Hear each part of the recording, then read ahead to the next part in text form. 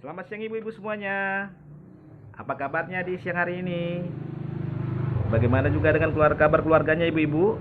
Semua dalam keadaan sehat-sehat saja kan? Ya, syukur puji Tuhan kepada ibu-ibu dan keluarga semuanya masih diberi kesehatan pada siang hari ini ya ibu-ibu. Nah ibu-ibu, selamat datang kembali dan berjumpa kembali dalam pertemuan kita di siang hari ini ya. Dan juga saya ucapkan selamat datang nih kepada bapak-bapak ataupun para suami yang sudah bersedia mendampingi istrinya untuk mengikuti pertemuan kita pada siang hari ini. Namun ibu-ibu dan bapak-bapak, sebelum kita memulai pertemuan kita kembali, bahwa kita harus terlebih dahulu memohon doa kepada Tuhan supaya pertemuan kita ini dapat berjalan dengan baik dari awal, pertengahan hingga akhirnya ya ibu-ibu dan bapak-bapak semuanya. Nah, untuk itu saya bermohon kesediaan kepada ibu-ibu bapak-bapak yang bersedia memimpin doa kita pada siang hari ini. Ya, silakan kepada Ibu Ratna untuk memimpin doanya. Ya, terima kasih kepada Ibu Rana yang telah memimpin doa kita pada siang hari ini. Ya, ibu-ibu, mana semangatnya? Iya, luar biasa ini semangatnya. Nah, ibu-ibu dan bapak-bapak yang hadir di pada siang hari ini, sebelum kita melanjutkan pertemuan kita pada siang hari ini, semuanya pada membawa buku modul dan buku pintarnya kan, Bu? Iya, terima kasih ibu-ibu, tidak lupa untuk kewajibannya membawa buku modul dan buku pintarnya ya ibu-ibu ya. Nah ibu-ibu, di minggu yang lalu kita sudah berbicara mengenai kesehatan dan gizi, di mana yang kita bahas pada minggu yang lalu yaitu 1000 hari pertama kehidupan ya ibu-ibu ya.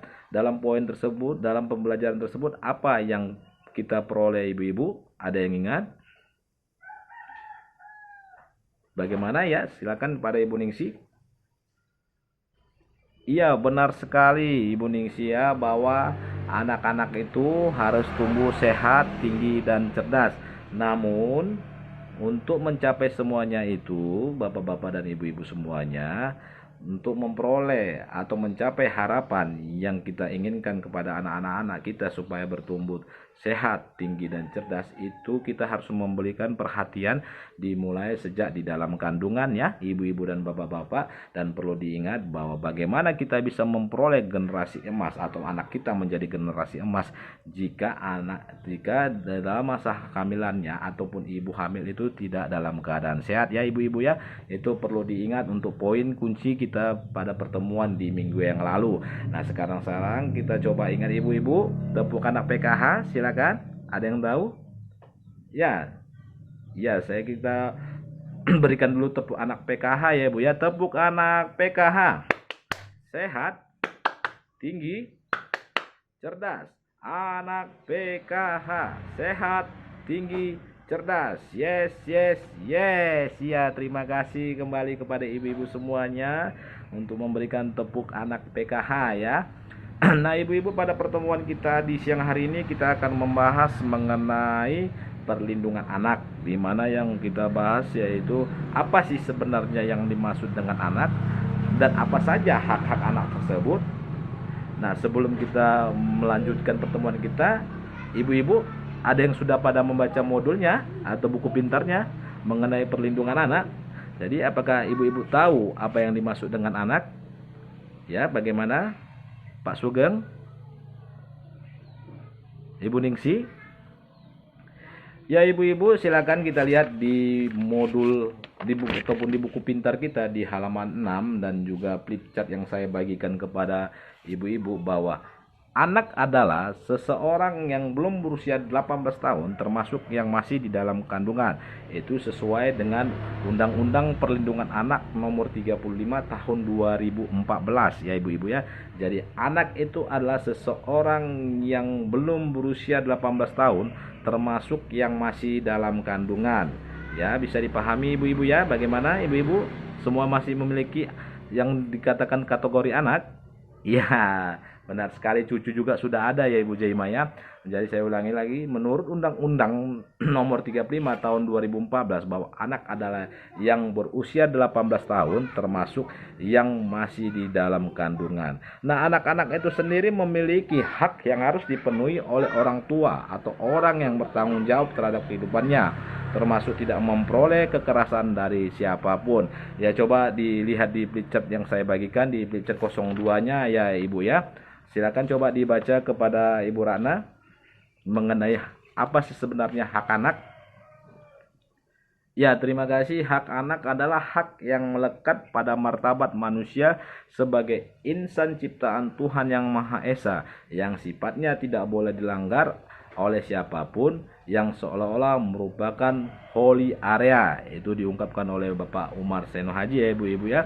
Jadi perlu diingat bahwa hak anak adalah hak yang melekat pada martabat manusia sebagai insan ciptaan Tuhan Yang Maha Esa, yang sifatnya tidak boleh dilanggar oleh siapapun dan yang seolah-olah merupakan holy area. Nah, di flipchart tersebut juga bisa kita lihat ya Ibu-ibu ya, hak anak itu dapat diartikan bahwa hak melekat atau hak ajasi pada diri anak, ya kan? Hak yang paling hakiki atau hak yang paling dasar itu maksudnya. Kemudian pemberian Tuhan Yang Maha Esa, bahwa hak itu sudah ada semenjak kita dilahirkan di dunia ini. Kemudian hak ada sejak dilahirkan pada saat dalam kandungan. Kewajiban orang tua untuk memenuhi hak tersebut, jika tidak dipenuhi sama dengan pelanggaran hak, ataupun jika orang tua tidak memenuhi itu sama saja melanggar undang-undangan perlindungan anak. Dan jika orang tua tidak mampu untuk memberikan hak anaknya, maka negara yang harus mengambil ahli. Nah Ibu-ibu, bahwa masa kanak-kanak atau usia 5 tahun pertama kehidupan sering disebut dengan periode emas atau golden age. Pada masa itu anak-anak kita mengalami tumbuh kembang secara pesat, baik intelektual, sikap, dan perilakunya. Agar anak-anak yang kita harapkan dapat tumbuh dan berkembang, maka orang tua yang bertanggung jawab tersebut sangat penting dalam memberi pemenuhan kebutuhan dasarnya seperti makan, pakaian, tempat tinggal, kasih sayang, rasa aman, dan lain-lainnya, termasuk menghindari anak dari kekerasan. Nah, coba kita lihat kembali Ibu di halaman 7 di buku pintar kita ya, itu ada ada yang namanya pengelompokan hak anak ya Ibu-ibu sekalian ya. Di situ ada hak hidup, kemudian hak untuk dilindungi, hak tumbuh, dan hak untuk berpartisipasi. Begitu juga di flipchart yang saya bagikan kepada Ibu-ibu, itu adalah hak 5 klaster hak anak. Yang pertama hak sipil dan kebebasan, kemudian nomor 2 adalah hak klaster lingkungan keluarga dan pengasuhan alternatif. Kemudian yang ketiga adalah kesehatan dan kesejahteraan dasar. Kemudian yang klaster keempat adalah pendidikan, waktu luang, dan kegiatan budaya. Dan yang kelima itu langkah-langkah perlindungan khusus. Nah Ibu-ibu dan Bapak-bapak sekalian, agar kita lebih memahami bagaimana sih sebenarnya apa saja sih yang dimaksud dengan hak anak itu, ya kertas yang sudah saya bagikan Ibu-ibu ya, yang seperti ini coba diperlihatkan. Nah nanti kita akan bermain saat ini Bapak-bapak dan Ibu-ibu. Silakan siapa bisa luan cepat menjawab juga ataupun tidak bisa, nanti akan saya tunjuk ya Ibu-ibu ya. Jadi kita akan menyusunnya di dalam matriks keluarga anak ini. Jadi ketika kita sesuaikan gambar ini, kemudian di mana dia kita tempatkan. Bagaimana Ibu-ibu, ada pertanyaan? Ya maksudnya seperti ini Ibu Ningsi, terima kasih atas pertanyaannya. Bahwa ini saya tunjukkan nih sebuah gambar, kemudian kita sesuaikan dengan dengan gambar klaster anak. Sebenarnya gambar tersebut di mana tempatnya, posisinya. Misalnya hak mengeluarkan pendapat itu berada di poin mana, seperti itu Ibu-ibu, paham? Ya, baik Ibu-ibu ya, silakan saya ambil gambarnya. Untuk hal ini kita ambil hak ini Bu, memiliki nama. Itu berada di klaster mana untuk 5 klaster yang sudah kita bahas tadi? Ya. Ya, silakan Ibu Ningsi. Berada di hak mana Bu di 5 klaster tadi? Ya benar sekali, berada di dalam hak sipil ya. Hak memiliki nama itu berada di dalam hak sipil sebagai hak anak. Kemudian hak untuk bebas dan berkumpul itu berada di mana Bu? Hak untuk bebas dan berkumpul. hak untuk bebas dan berkumpul, yaitu juga bisa kita tempatkan di hak sipil ya ibu-ibu sekalian ya. Kemudian ini Bu, tidak mendapatkan hukuman tidak manusiawi itu berada di mana?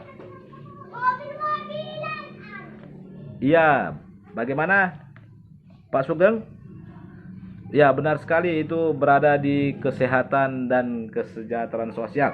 Ya, terima kasih kepada ibu-ibu dan bapak-bapak ya. Ya, itu yang perlu diingat ibu-ibu ya, bahwa di dalam hak anak itu tersebut ada juga pengelompokan atau klaster-klasternya, yaitu pertama hak sipil dan kebebasan, kemudian klaster kedua lingkungan keluarga dan pengasuhan hak alternatif, dan yang ketiga kesehatan dan kesejahteraan dasar, dan keempat adalah waktu luang dan pendidikan, waktu luang dan kegiatan kebudayaan. Kemudian yang kelima adalah klaster langkah-langkah perlindungan khusus.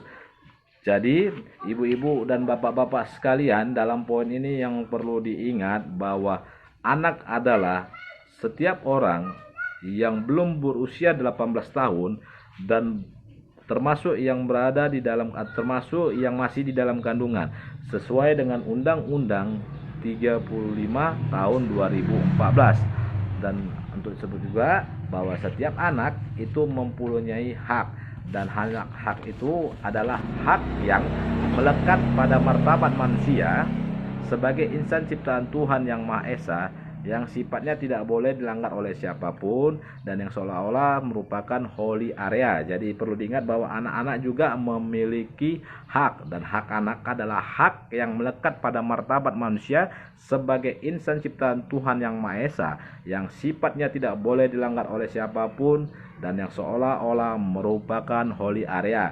Dan hak-hak tadi yang sudah kita contohkan ibu-ibu itu semua harus diingat. Sebagai orang tua, kita mempunyai kewajiban dan bertanggung jawab memberi perlindungan dengan cara memenuhi seluruh kebutuhan dasarnya agar anak hidup sehat jasmani, rohani, dan sosialnya tanpa memperoleh kekerasan dan perlakuan serta penelantaran eksploitasi. Jadi ibu-ibu perlu diingat bahwa hak-hak anak itu harus dipenuhi dan merupakan tanggung jawab orang tua, dan jika orang tua tidak melakukannya atau tidak melaksanakan tanggung jawabnya, maka orang tua tersebut sudah melakukan pelanggaran, sudah melanggar undang-undang perlindungan anak, dan juga negara bisa mengambil alih untuk merawat anak tersebut karena ketidakmampuan daripada orang tua untuk memenuhi semua kebutuhan haknya. Jadi hak anak adalah hak sebagai ajasi. Hak tersebut melekat pada diri anak di mana orang lain tidak boleh melanggarnya, dan setiap orang tua yang memiliki anaknya harus bertanggung jawab terhadap anak, maka hukumnya wajib untuk memenuhi hak tersebut. Bagaimana ibu-ibu sudah memahami apa yang dimaksud dengan anak, kemudian apa hak anak, dan hak-hak apa saja yang terdapat dalam anak? Ada pertanyaan sampai di sini, Ibu? Silakan kepada ibu-ibu. Ya, terima kasih kepada ibu-ibu jika sampai saat ini sudah mengerti mengenai apa yang dimaksud dengan anak. Kemudian apa sih sebenarnya hak anak itu, dan hak anak itu ada beberapa saja ibu-ibu ya, itu perlu diingat. Nah, untuk pertemuan kita kali ini saya akhiri sampai di sini saja ya ibu-ibu ya. Saya ucapkan burung irian, burung cendrawasih, sekian dan terima kasih. Namun ibu-ibu, tadi sudah kita memulai dengan doa, maka ada baiknya juga pertemuan kita pada siang hari ini kita akhiri dengan doa. Nah, untuk itu saya sendiri yang akan memimpin doa kita pada siang hari ini ya ibu-ibu ya. Jadi ibu-ibu dan bapak-bapak, marilah kita berdoa menurut agama dan kepercayaan kita masing-masing. Doa kita mulai. Doa selesai. Nah ibu-ibu, terima kasih atas kesediaannya dan atas perhatiannya pada siang hari ini. Oh ya ibu-ibu, untuk minggu depan pertemuan kita adakan di rumah siapa? Ada yang bersedia? Ya, ya bagaimana Bu?